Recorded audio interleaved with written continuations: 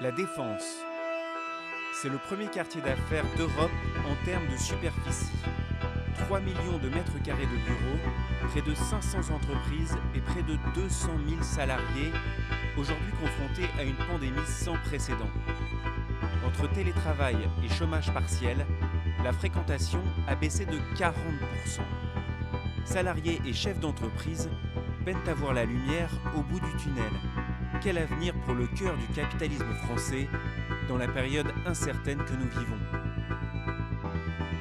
Dans la Grande Arche, cette entreprise emploie 200 personnes et continue à payer ses 1200 mètres carrés à moitié vides une petite fortune.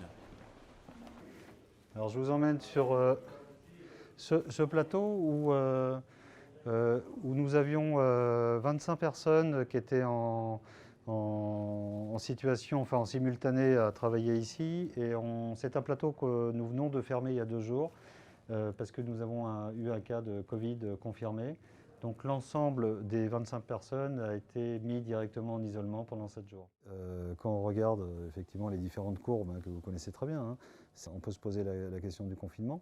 Et sans parler de toute façon de l'inévitable impact systémique que l'on va se prendre sur l'année 2021, parce qu'il ne peut pas y avoir autant de dégâts sur certains secteurs d'activité que vous connaissez bien, sans qu'il y ait un impact sur les autres secteurs d'activité. Et c'est inévitable.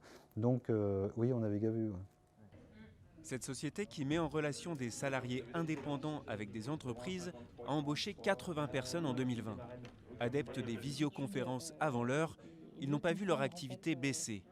Mais même pour eux, les limites du télétravail commencent à se faire sentir. Ça a quand même créé quelques petites difficultés. Nous, on est une entreprise assez en croissance et j'ai quand même perçu que pour tous les nouveaux qui intégraient l'entreprise, les gens s'intégraient plus difficilement parce que le body language, les rapports humains, les ragots de couloir, tous ces trucs-là construisent aussi la façon dont les gens communiquent entre eux. Pour se conformer aux normes sanitaires en constante évolution, les entreprises cherchent de plus en plus à maintenir la distanciation entre leurs salariés, y compris en les éparpillant dans des bureaux externalisés.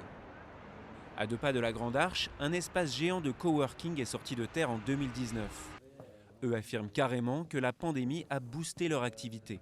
Lorsque vous avez besoin de travailler de manière plus isolée, vous avez ce qu'on appelle des booths qui permettent de travailler de manière un peu plus confidentielle. Au fond, un certain nombre de cabines téléphoniques qui vous permettent de pouvoir passer des coups de téléphone en toute confidentialité. Ce leader mondial de l'espace de travail flexible a installé à la Défense son plus grand centre. Des lieux comme ceux que nous proposons là, qui permettent aux gens de venir, d'utiliser les espaces quand ils en ont besoin et de ne payer que ce qu'ils utilisent, est un modèle de flexibilité qui va largement s'imposer dans un modèle qui traditionnellement était plutôt basé sur le bail conventionnel, qui aujourd'hui demande beaucoup trop d'engagement et d'anticipation aux entreprises. Flexibilité et convivialité dans une période trouble, c'est ce qu'est venu y chercher Chantal. Quand elle a quitté son travail dans une banque pour fonder sa société de conseil, elle a été séduite par l'atmosphère stimulante de ce lieu. Mais aujourd'hui, le compte n'y est plus. Il y avait beaucoup de gens, il y avait des fêtes d'organiser, il y avait de la vie, quoi. Enfin, et c'est vrai que c'est aussi pour ça qu'on avait envie d'être dans ce type d'endroit. Mais aujourd'hui, forcément, il n'y a plus tout ça. Je pense que le naturel reviendra quand même, qu'il y aura à nouveau des choses qui vont se passer, je pense que tout le monde a envie de vivre. Jusqu'à récemment, start-up et entreprises du Fortune 500 se mêlaient midi et soir dans cette fourmilière. Mais les restaurants, couvre-feu oblige, ne font plus recette. C'était un quartier qui était très animé, même si on est sur un coin de la Défense, on se dit il ne se passe rien au bout de la Défense, mais non, c'est très animé. Je faisais des gros after-work avec des grosses soirées, avec des concerts, des nouvelles bières tous les mois, avec des animations. Aujourd'hui, tout ça, c'est à l'eau. Voilà, on joue aussi un peu avec le chômage partiel aussi, avec les employés, de manière à pouvoir rester à flot et de ne pas couler. Mais combien de temps ça va durer, on ne sait pas. On n'a aucune visibilité sur l'avenir. Messieurs, bonjour, Bonjour. Rabat et ses amis organisaient encore récemment les soirées d'intégration de leur banque dans ce bistrot. Aujourd'hui, ils s'y retrouvent de temps en temps pour manger et profiter d'un rare moment sans masque.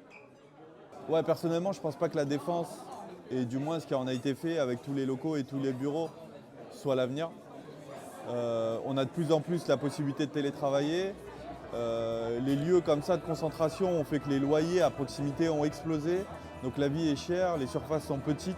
Moi personnellement, si vous me proposez d'aller travailler à un autre endroit avec un salaire peut-être un peu moindre mais une qualité de vie supérieure, je pense que je l'accepte. L'INSEE prévoit 9% de récession en 2020 et la destruction de 840 000 emplois en France. Malgré tout, la défense continue de grossir. 4 nouvelles tours sont en cours de construction.